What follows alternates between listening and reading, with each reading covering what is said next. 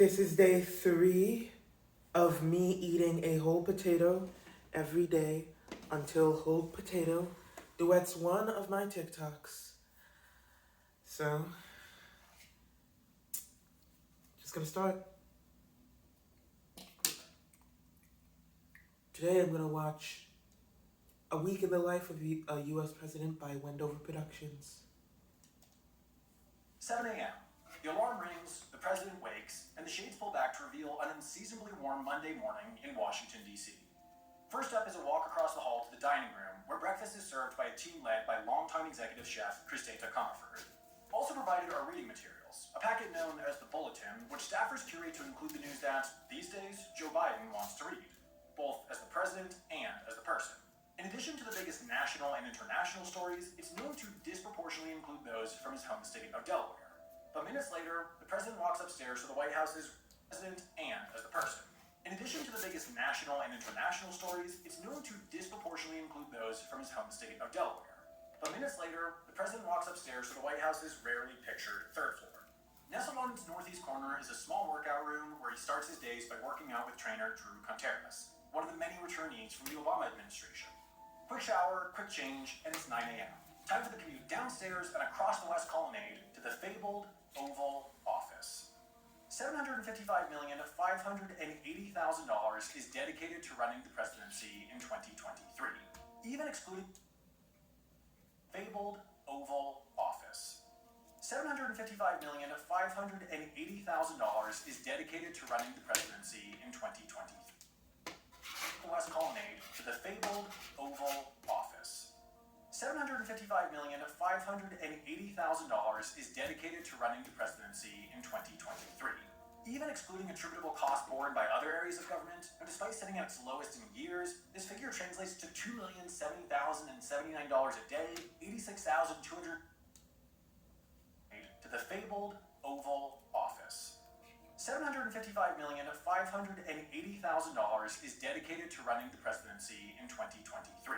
Even excluding attributable costs borne by other areas of government, and despite sitting at its lowest in years, this figure translates to $2,070,079 a day, $86,254 an hour, or $3,593 per minute, meaning spread out evenly, before the president even arrives for work, the American taxpayer has paid $750,000 for the job that day. An eye-popping sum, but one that could be worth it depending on what happens with the rest of the day. The most crucial role of the president is as the go-to when big decisions need to happen quickly. Therefore, they have to be informed on just about anything that could boil over and reach their desk. That's why almost every day starts with the most important regular meeting, the daily briefing. On this Monday, the 13th of February, 2023, that starts exactly at 9 a.m., and considering she might need to stand in for Biden at moment's notice, Vice President Kamala Harris was also included, having made the far longer commute down from her residence at the Naval Observatory. And considering she might need to stand in for Biden at moment's notice, Vice President Kamala Harris was also included, having made the far longer commute down from her residence at the Naval Observatory.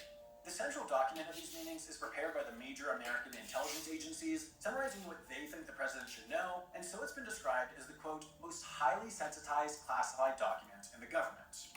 Clearly, then, there is zero chance the public can legally view any from any time recently, but the CIA did declassify some, the most recent of which from January 20th, 1977, the final day of the Ford administration. It starts with a summary of protests against rising food prices in Egypt and the dramatic effect it was having on from January 20th, 1977, the final day of the Ford administration. It starts with a summary of protests against rising food prices in Egypt and the dramatic effect it was having on President Anwar Sadat's popularity. This intelligence proved accurate. He was assassinated 4 years later. Next is coverage of stalling peace talks on Cyprus, a still classified section about West Germany and France, news about an upcoming trip by Soviet leader Prigozhin to India, stalled price negotiations within OPEC, a trip cut short by Yugoslavia's president, and finally a status update on tensions in Benin. The report's short, the point's brief, but that's the point. The president's supposed to be the generalist, not the specialist. Next, Biden meets with his brand new chief of staff, Jeff Zients. This role is tough to define because it's so all-encompassing, but at the simplest level, the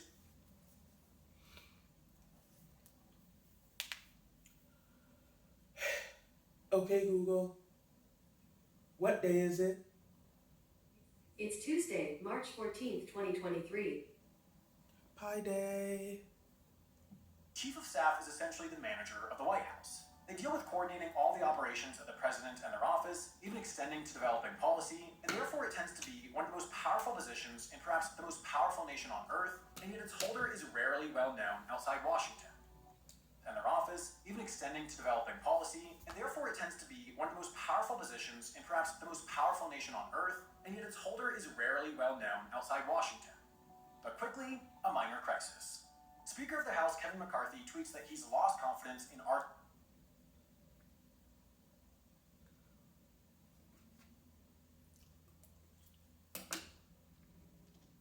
of the Capitol, Brett Blanton. This is an even less known position leading the agency that runs the Capitol complex, therefore responsible for some 2,500 employees and an $800 million annual budget. But Blanton was facing mounting pressure as a recent Inspector General report highlighted a series of missteps. He had accrued 19,000 miles or 30,000 kilometers of prohibited personal use on his government-issued vehicle, even driving it to Florida on vacation, costing the taxpayer an estimated $12,500 in additional wear and tear. He also outfitted the vehicle with lights and sirens, misrepresenting himself as a law enforcement officer, invited friends in for so-called Patriot tours while the Capitol was closed to visitors early in the pandemic, and allegedly did not even show up to work on January 6, 2021, as the building he oversaw was invaded by a mob of election-denying rioters. McCarthy was the most powerful voice asking for Blanton's removal yet, and having done so in such a public manner, it was time for Biden to act. Now, we don't know the exact details of how this particular decision was made because the minute-by-minute details of a president's day, at least within the White House, are not a matter of public record. We get what's called the public schedule, but that only includes what the White House wants us to know about, usually events open to the public or press. Mondays include few of those. They tend to be fairly boring. Nobody really schedules events on the first day of the work week, so no matter the administration, archives of public schedules indicate that, unless traveling, Mondays overwhelmingly focus on the kind of internal policy and planning work that we, the public, don't get to know the details of. At least not for a while. You see, the White House Office of Appointments and Scheduling does keep track, and like most non-classified government documents, eventually the public can get access through the rights granted by the Freedom of Information Act.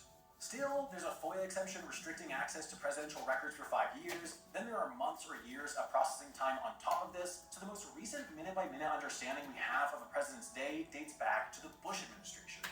On a similar boring Monday in February, Bush, a notoriously early riser, arrived at the Oval Office by 6:58 and immediately jumped into a series of meetings with his inner circle before his 8 a.m. daily briefing. After was another quick huddle before loading onto Marine One for a quick flight over the river to Mount Vernon for a ceremony commemorating the 275th birthday of George Washington, and then the president was back in the Oval Office just 75 minutes after stepping out.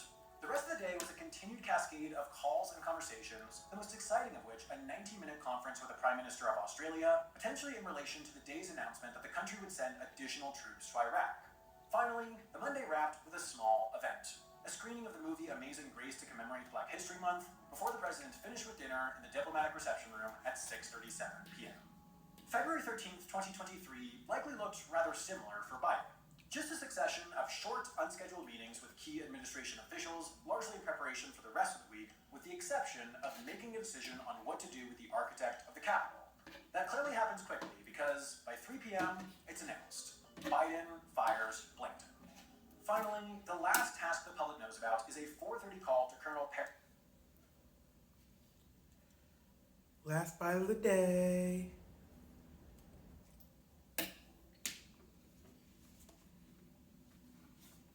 Not tired of it yet.